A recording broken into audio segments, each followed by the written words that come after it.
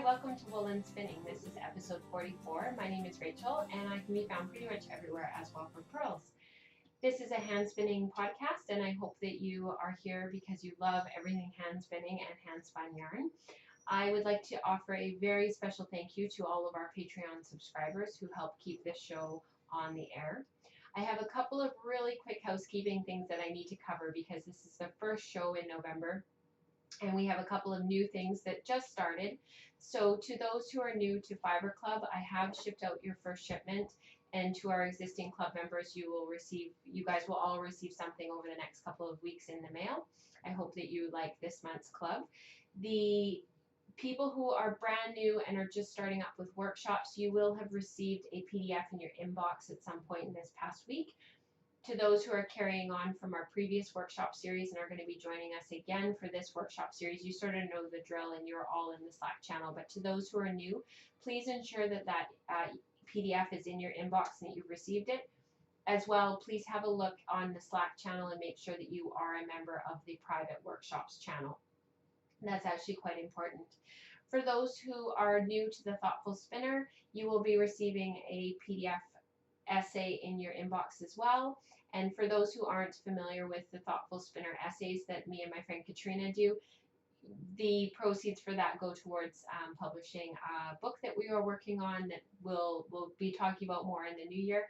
And in print, you will have your name in the book as a big thank you for supporting the work that we've been doing. So I think that's it for this week. Let's get on with the show. So I have a few things to announce this week. There are some giveaway winners. You guys have been anxiously waiting to see if you won the Sukaplaki Whips per Inch Spinner's Control Card. These are really cool because they're made from recycled industrial plastic, and so they're incredibly hard. I don't think you'd be able to break it unless you really tried hard. But the coolest thing about them is that they are etched. You can hear that in the mic. So as you run your yarn along when you're checking to see about your spinning, you will feel whether or not it fits into the groove really well, and you can actually see it a little bit better than just holding it over a plastic card or a laminated card like many of us used and are still using when we first started spinning.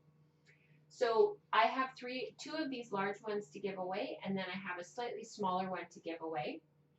And the smaller one just gives you some of the most common sizes. I think it goes from 24 up to 10 or something like that. It's sort of these sizes in the middle. So I hope that you will really enjoy it for those who have won. So the people who had their names drawn was on post number 51. This was out of the October episode thread. I shut it down this past Sunday. Post number 51, who is Brita, I'll put up your Ravelry usernames on the screen when I call your name. So number 51 was Brita. She won, and post number 38, who was Isa, won as well. So to both of you, congratulations. If you could send me your your mailing addresses through Ravelry, I'd really appreciate it, and I'll get those into the mail for you. The person who won the slightly smaller whip card, which is really actually a great size for spinning sort of medium yarns, was post number 14, which is my favorite number, and that was Marina. So congratulations to the three of you. Please get your mailing addresses to me, and I will send those out to you ASAP. I'll give you 2 weeks, and if I don't hear from you, then I will pick some new winners towards the end of November. I also have a new giveaway to announce, which is sponsored by Katrina, who, like I mentioned a few minutes ago, is a co-moderator in the group. You may have noticed on the blog that every month we do a spinner spotlight. I interview a spinner in our hand spinning community who has a story to tell about how they came to spinning, what they love, some of their learning curves that they've had. And as part of Katrina's November Spinner Spotlight, she has also offered a giveaway. So I will announce more about that next show. So thank you to Katrina for that, because that was very generous. I have a few things to talk about and a few projects to share with you. Somebody had asked in the Ravelry group, and I'm really sorry your name escapes me right now, and I can see your Ravatar perfectly in my mind. She's dying in a small kitchen in Britain, which isn't uncommon in Europe to have really super small kitchens, unlike our monster ginormous kitchens in North America. And she was asking how I manage all of my dye pots and whatnot, because I actually have quite a small kitchen as well. My goal is eventually to set up some hot plates and to have a laundry sink eventually in our garage so that I can sort of have an area to work. I can't work in our backyard because we have dogs and I don't want to risk any of them being poisoned by accident. We also have young children running around, and while as the kids get older, it'll get a little bit easier. I don't want to risk having a lot of dye stuffs out there. So my eventual goal is to have it in our garage. But right now I am dyeing in my kitchen. I try to do it when the kids aren't home or when they're otherwise occupied with my husband outside. This was just done this week on Cheviot. It was using some black dye that I had, as well as some turquoise and some brown. I'm really happy with how this turned out. And the way that I dye to manage sort of having a smaller kitchen, and I really can only have two big pots going on my stove at once, and even that's too tight because I can't move. If I have two pots on my stove, I can't move one of the pots to get it to the sink if I need to. So this was half a pound of wool that I did, and I think I already said that it was Cheviot. I ended up just doing this, and I tend to use a really big stew pot that would be used for like brewing beer. That's actually what it was originally for. It was my husband and my brother's endeavors to make beer, and that didn't last very long. And I've taken over the pot now, and I use it for dyeing. And it's not as big as a full-sized soup pot or stew pot. It can fit a small chicken or goose carcass, no problem, but anything bigger, that can't do a big turkey carcass or anything in it to make stock. And because of that, it's kind of perfect for doing about half a pound. And so I just tend to do my dyeing in smaller batches. And thankfully I'm not doing large batch dyeing right now, and I don't need that really big, that ability to do really a lot of dyeing all at once. I don't tend to dye an entire fleece. I did do that CVM Suffolk Merino Cross a few weeks ago. The way that I did that was I actually used as much water as I possibly could in that same pot. And because it was natural dye, I didn't have to worry about how much water there was. I just needed to worry about adding enough dye stuff for the weight of fiber. So I made sure that I had that all dissolved in there first. And then if I didn't need to, but sometimes I have to add a little bit more water. And then I just make sure that the water is up to temperature.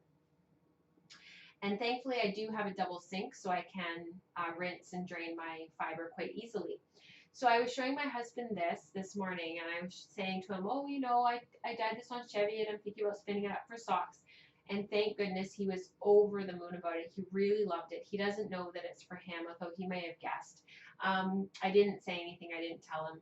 There's enough here for 2 pairs of socks, so I'm going to spin up 1 pair. The other 4 ounces of this, because this is 8 ounces, may go into the Etsy shop. I don't know yet. I might spin it up for my dad for socks. We'll see. But this will be for Mike, for saying thank you to him for getting the show and all of the back episodes up on iTunes within 1 week, which was amazing. He finished last night. So please, round of applause and big thank yous to him, because I didn't expect him to get that all done within a week. I figured it would take a few weeks, maybe even a month. But no, he had it done within a week. So this will be for him. And that's how I deal with dyeing. I just do everything in small batches, and I tend to use as little water as I possibly can. This was done with acid dyes, so I used very little water. I wanted to exhaust the dye, and I just wanted to make sure that the fiber was saturated. But yeah, small pots, very little dye, and I just do small batch dyeing. So I know that's not particularly helpful, but it's what I can do for now in terms of my dyeing, which is pretty hobby, very minimal. I have a couple of finished skeins to show you. So this past weekend was our sale for our guild. We have an artisan sale every year. At about this time, I took my spindle spinning, and I have a whole bunch of poonies that were left over from when I was playing a few years ago and maybe possibly wanting to open an Etsy shop. This was some of my old stuff from when I originally started playing with fiber and color and trying to figure out what would work and what might not work. This was a combination of Corriedale, Merino, and Sparkle. And I love how it spun up. I spun it semi-long draw on my spindle, kind of. I was sort of letting the twist in as I drew back, using one of my Turkish spindles. I used my large Kapar spindle. It's a 30-gram Turkish spindle. And I really love the results. It's not the most consistent yarn I've ever spun, and that's probably partially because I was talking and visiting with people. I was starting and stopping. And it's about an ounce of yarn. It's heathered. It's got some really lovely texture to it because of the light merino, which is sort of a robin's egg blue, and then the darker sort of denim-y blue of the Corriedale. And it created a really quite lovely yarn. There's some background noise because my dog Charlotte is in here with us. She has to be in the office for another 3 weeks. She's been in here for just over a week, and we've got just under 3 weeks to go. She had cruciate ligaments repaired, and so she's sort of confined for a few weeks. So that's the background noise. And lots of people are blowing leaves outside today, so of course it's just noisy. This spin was some nest fiber in the Fiddlesticks colorway, which was an old club color. I spun this as a 3-ply fractal. I tried to put a lot of ply twist in it, and it's still actually curly queuing in certain spots. This is going to be for some socks that I'm planning, and I can't say too much about this because this is for the upcoming project with my friend Katrina, but I'm really happy with how it turned out. The funny thing is, when I was spinning the singles, here's the singles. I still have half the braid to ply, and when I was spinning the singles, I kept feeling like I wasn't putting enough twist into the singles, and then I would pull it off my bobbin and I'd check it and do a ply back test, and it was really tons and tons and tons of twist in there, and it was really curling back quite tightly with a really quite severe twist angle as a 2-ply, which was good. That's what I wanted. And then when I went to ply it, I plied it on a ratio of about 18 to 1, and I wish I had gone up to 22 to 1 because I actually found it was I was really having to treadle a lot to get that twist in there that I wanted.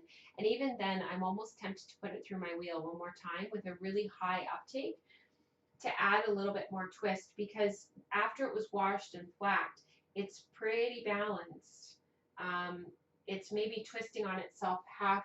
I've got hair hanging off my arm. It's twisting on itself about half a turn, but really when I do sock yarn, I want it to twist more like twice minimum. So I might put it back through the wheel one more time and tighten up this twist angle. It's a really beautiful yarn. It's soft and springy still, but I want something a little bit more highly twisted, something a little bit firmer and almost a little bit more ropey. And so while this is absolutely beautiful yarn, it probably won't wear very well for me with socks and wearing them in my boots. So I'm going to probably have to throw it back through my wheel one time more and tighten up that twist a little bit, because my twist angle is only about 45 degrees. And I was looking for something more close to 55 degrees, which is quite angled. Like that's quite a tight twist. And but for wear and tear, it's worth it. This is a 85%, 15% Polworth silk, and which is lovely for socks. It'll really be a beautiful fiber for socks, but it won't be great for wear and tear if I don't put a whole lot more twist into it. So because I find my yarns just don't last if I don't put a lot of twist into them when it comes to socks. So that is that. It turned out really well. I love the effect of a 3-ply fractal because you have these spots where the color matches up and where you've got these really great spots where you get these stronger stripes of color. And then you get these areas where the color gets really muddled up and this sort of speckling effect, almost like confetti. I really love it. It's one of my most favorite effects for hand spun yarn is to fractal spin, which is what the essay was on this month. So I hope that will coincide with that nicely. Since I'm talking about sort of still spinning and fiber and whatnot, I wanted to show you what I bought at the artisan sale.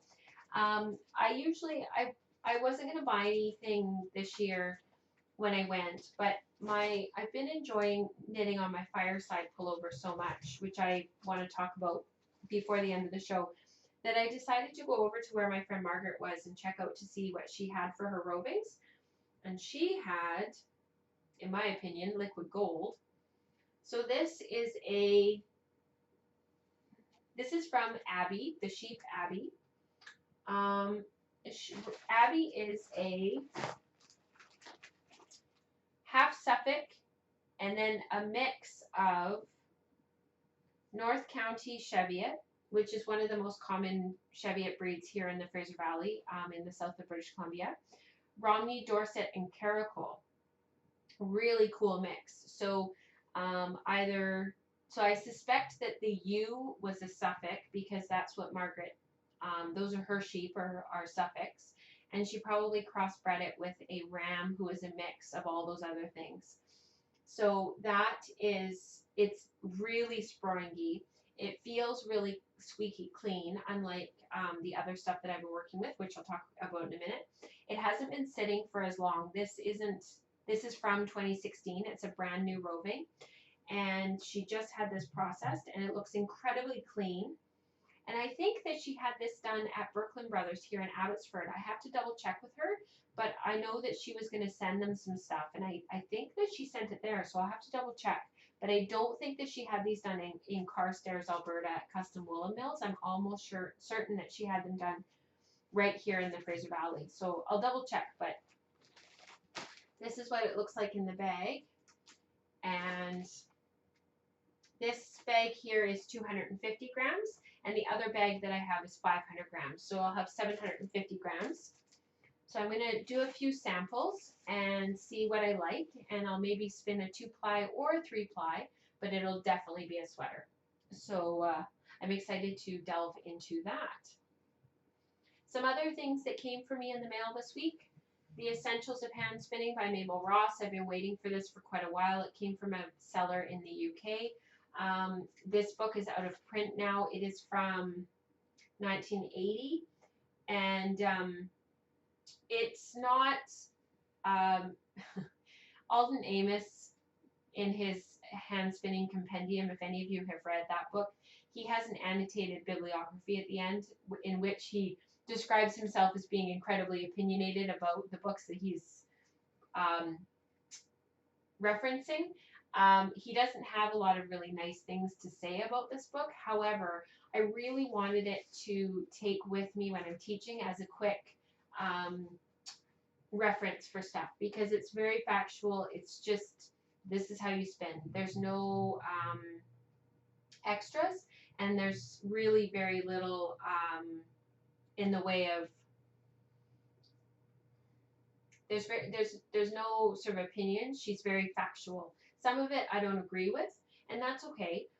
But it's nice to have a go-to guide reference book for me to be able to carry with me when I need to chat to something and I don't know it right off the top of my head. I have already read it cover to cover, and like I said, I don't agree with some of what she says, and some of her measurements and how she measures the yarn is old. It's sort of out of date, if you will, but it's totally applicable to what we do nowadays. So that was a great find, because it's only available secondhand now if you can find it. For those who are local to Vancouver or to the West Coast area of the Pacific Northwest, MyWA's 2017 spring workshops are out for their spring symposium. I have my eye on a couple of workshops. I don't think I'm going to get a chance to take them this time around, but the reason why I'm mentioning this is because these books, if you can get on the MyWA mailing list for their symposium books, just the book alone and the photography inside is beautiful and incredibly inspiring just unto itself. And a lot of the names in the book are people who are really inspirational and people that you maybe want to be following their blogs and sort of reading what they're up to and maybe following on Instagram and whatnot. And I just love this cover photo. So I've been trying to figure out how I can preserve it and frame it. So there's that for MyWA for anybody local. And then the last thing that came in the mail, everybody else has already gotten theirs, but it takes a while to come up to Canada. My latest issue of Ply came for autumn. So I've been slowly working my way through this. In all honesty, I haven't finished my bulky issues, so I've been kind of reading back and forth between the two because I do read them cover to cover. There's just so much information that I find really useful. Okay, how about we talk about some knitting? I wanted to mention really quickly about my fireside pullover. I got a really lovely email from Shelly this past week, and she was mentioning that she has had some experience with this, what I was describing last week. It's almost like the yarn is still wet, but it's not wet, and it's old lanolin that's on the yarn. And I was saying that I wasn't sure how to get it off, and the sensation of it is really awful. So her and I think that probably what happened was when I went to dye it, the heat of dyeing melted the lanolin and the lanolin came off, but not so much because it's old and it's been sitting since 2002. I probably, when it cooled down and when I went to rinse it, it probably rehardened and went right back onto the fiber. And that's why it feels wet and sort of has an odd texture to it now. And that's probably because the lanolin is hardened on there and not particularly nice anymore. It's aged. And so she recommended using some Unicorn Power Scour, which thank goodness I have some because I picked it up at Shuttleworks in August before it shut down just outside of Calgary. And once this is done, I'll be able to scour it. And actually, I'm thinking that I might take the other skeins that I haven't started knitting with, basically, and scour them before I start knitting with them and see if I can get this film off. I'm worried, though, that the yoke might end up being different than the rest of the sweater if I do that. So I may wait till the end. But I've made good progress. I am almost finished. I've got one more set of increases on the raglan to do, and then I separate for the sleeves. And this is the collar. So basically, I think the last time I showed this to you, I wasn't quite at the point where I could show you it with a folded collar. So the collar folds down. And this is what the back of the sweater will look like. So that's the sort of where the collar and then the front comes across to there. So it's really lovely. I'm bummed about having issues with the yarn. It doesn't feel as bad once it's knitted, which is why I'm wondering if I should wait and scour the whole sweater. If anybody has any experience with this, please let me know because I'm really interested in what you have done. Shelly had suggested the Unicorn Power Scour and that was what she has had really good experience with. So I'm just really thankful that I have some, and I will get back to you on that and whether or not it worked. The nice thing about Unicorn, Shelly's had some experience with not having to use such hot water with her Unicorn. I have had the same experience, which is nice because it's just so effective. So I will keep you posted. I did put this aside for a couple of days because my wrist was getting sore and I didn't work on it for a couple of days, but I am hoping that today I can separate the raglan sleeves, separate the raglans, get the sleeves off, and keep working on the body. So this is just my first skein of yarn, so I'm a bit worried that I'm going to have a lot of yarn left over, but hopefully once I get to the sleeves and the body of the pullover, it'll start eating up yarn. After I separate for the body and the sleeves, I'm actually going to knit the sleeves first because I'd like to lengthen the body. So if I can, I'm going to, if I have enough yarn, I will knit the body of the sweater a bit longer. I like my stuff longer, and I had knit the Hyannis Port pullover, which was a turtleneck with a cabled detail down the front. I had plugged it into custom fit and I had done it through that. And I didn't lengthen the body. I wish it was another 2 or 3 inches longer, and I still have the yarn, so I'm still tempted to pull off the bottom and re-knit it and make it longer because I haven't worn it as much as I thought I would because it's not long enough. So I am going to lengthen this, and I'm just going to keep trying it on as I get to the point where I think that it's long enough. I just like my stuff longer. I'm very long torsoed, and so I find if stuff is only 15 inches long, it's way too short for me. I needed a minimum of 18 inches long. That's how long torsoed I am. From my underarm to my waist is 9 inches. So I need a lot of extra length. So I'm hoping that I have enough yarn to lengthen that. I was going to show you my memory squares blanket today, but we're getting on in time a little bit, and I think that I'm going to save it for next time because it means jumping over there, grabbing it out, and I haven't actually put anything on it since I showed it to you about a month and a half ago, so I'll leave it for next time.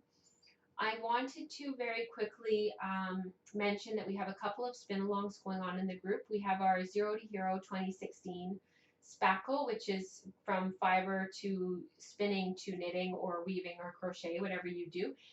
There is an FO thread that is a chatter-free thread. Please make sure that you're throwing your stuff in there. I don't want to give too much away, but that will be coming to an end in the middle of December. And there may or may not be some prizes for me to give away in that episode before we take a break for the winter. Same with the fall clear out spin along. I think that's going to run until that show as well, and I will finish off with a few giveaways. So if you are continuing to clear off your bobbins and clear out spinning projects that you've had languishing, please don't forget to share them in the spin along threads. For the Zero to Hero, that was stuff that you started and finished within 2016. It had to be from fiber to spinning to finished knitted project. A lot of people had quite massive projects that they were working on and stuff that they were really hoping that they could get through. So please make sure you're sharing in all three of those threads and getting that stuff posted. I wanted, because we're at the beginning of November now, there will be quite a number of shows before the end of the year, but I am going to take a mini break. The last 2 Thursdays of December, there will be no show, just to gear up for the new year and to get everything off the ground for January 1st. We will be starting a new breed study. There's a whole bunch of stuff we're going to be doing. So that last show in December will be the third to last Thursday, and there may or may not be some giveaway stuff to announce that show. So please get your stuff into those threads, and I hope that there is a giveaway and that maybe you win something. So I hope you have a wonderful weekend. I hope that it's full of really wonderful spinning, and I will talk to you next week. Thank you, everyone. Bye.